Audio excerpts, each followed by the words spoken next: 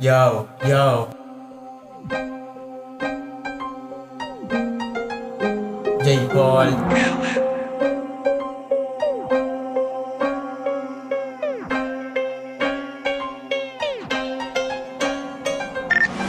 Teka lang, ang bilis ng pangyayari. Iba na to ang meta, na busy lang ang hari. Subukan po kaya gawin niya para lang masabi. Kaya po kayang sumabay sa ganitong klaseng banatan. Angasan yung tipong walang tira, pero pau-pau.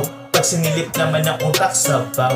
At ang pagkatao parang langgam. Tangina mo boy, huwag kang piling may tira. Kung puro ka ng pabida sa'kin, di ka makaisa. Dahil ako'y pambihira, isin lang parang sa sika. Kahit ano pang tema o kahit ano pang ira pagarian.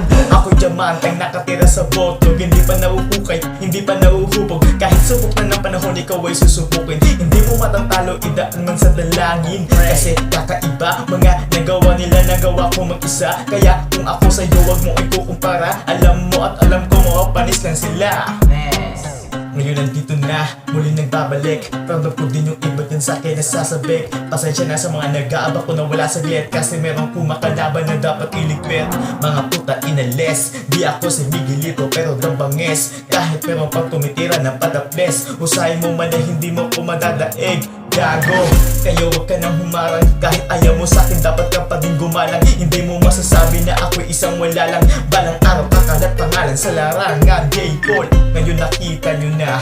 Kaya ko rin pala magbida-bida. Pepekein lang ang mga salita para kunwari maangas pa narinig nila. Pero ang katotohanan na sa likod ng kwaderno. Ang buhay na dinadanas parang nasa impyerno. Madami pa rin ang mahirap dahil lang sa gobyerno. Ang liit ang anak kita, puro pa silang kusyento. Gusto talagang nilang nababaon ng mga tao para sila lang ang kunwaring matalino. Minsan nakakadiri natin laging Pilipino. Tapos ng pag-aaral pero walang benepisyo.